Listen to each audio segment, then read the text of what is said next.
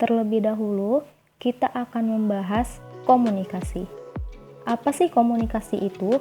Komunikasi itu adalah suatu proses pemindahan dalam bentuk gagasan ataupun informasi dari seseorang ke orang lain, yang tentunya komunikasi ini tidak dapat dipisahkan dari kehidupan sehari-hari. Kemudian, terdapat dua jenis dalam berkomunikasi. Yang pertama ialah komunikasi verbal, di mana komunikasi verbal ini kita berkomunikasi dengan pertuturan atau percakapan.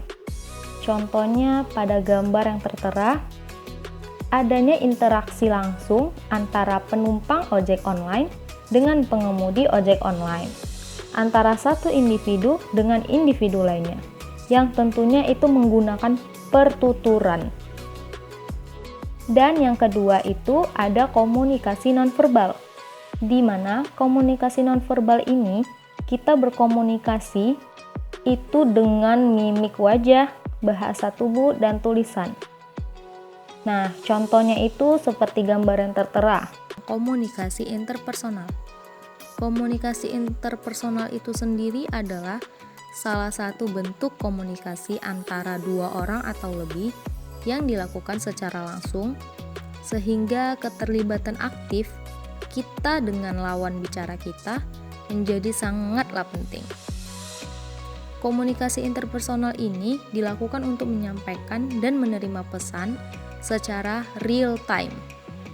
Jadi, umpan balik bisa diterima segera setelah kita menyampaikan pesan kepada lawan, dan lawan bicara kita itu menanggapinya dengan segera atau dengan cepat. Karakteristik dari komunikasi interpersonal ini terbagi menjadi 4. Yang pertama itu adalah numerikal. Numerikal atau banyaknya orang yang terlibat dalam komunikasi itu maksimal 2 atau 3 orang. Karena kalau bicara dalam konteks personal, artinya itu privacy. Jadi tidak diperlukannya banyak orang yang terlibat dalam berkomunikasi. Yang kedua itu ada media. Dalam komunikasi interpersonal, biasanya saluran untuk berkomunikasi itu adalah tatap muka atau secara langsung, face to face. Adapun dalam media sosial, itu biasanya kita temukan media sosialnya itu ya bersifat pribadi atau personal. Ya, penggunaan WhatsApp dan telepon genggam misalnya. Kemudian yang ketiga ada feedback. Jika feedback atau respon dari lawan bicaranya cepat, maka kemungkinannya adalah komunikasi interpersonal yang terjadi. Dan yang terakhir, nomor 4 itu privacy. Jadi kalau dalam konteks berkomunikasi interpersonal, biasanya topik pembicaraannya itu adalah hal-hal yang bersifat pribadi, artinya tidak boleh diketahui oleh banyak orang. Hambatan yang dapat mempengaruhi komunikasi interpersonal. Pertama, fisik. Fisik ini berkaitan dari luar atau eksternal, seperti pengaruh suhu, pengaruh suara. Contohnya, ketika kita lagi asik mengobrol dengan teman kita, lalu suasana di tempat kita ngobrol ini memiliki cuaca yang sangat terik, cuaca yang panas, cuaca yang membuat kita sebel gitu. Kemudian salah satu dari kita atau lawan kita atau teman kita itu merasa tidak nyaman, merasa menjadi kesal. Karena apa? Karena adanya pengaruh eksternal tadi, pengaruh cuaca yang terik, yang tentunya mengakibatkan percakapan kita itu menjadi tidak efektif, menjadi tidak nyaman antar sesama. Yang kedua, semantik. Semantik ini perbedaan budaya, di mana ada kata yang sama tapi memiliki arti yang berbeda, memiliki makna yang berbeda. Misalnya, bahasa Sundanya kasep itu artinya ganteng, tapi bahasa Jawanya kasep itu artinya terlanjur atau basi. Nah, perbedaan-perbedaan yang seperti itu tentunya mengakibatkan kesalahpahaman antara kita dengan lawan bicara kita. Ketiga, psikologis.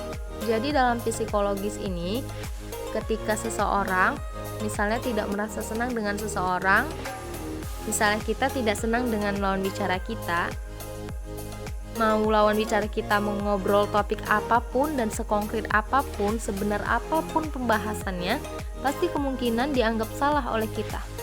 Karena apa? Karena itu terjadi adanya faktor psikologis.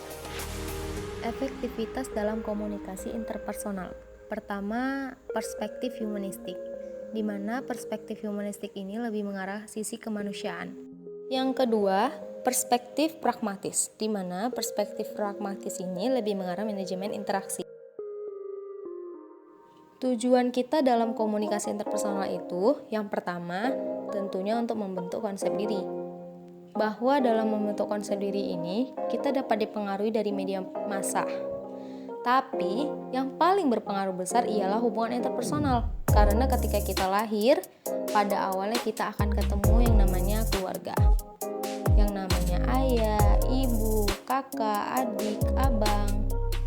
Dan dari situlah banyak terjadinya komunikasi interpersonal. Seperti pada konsep relationship is more important than content, di mana suatu hubungan itu lebih penting daripada isi komunikasinya.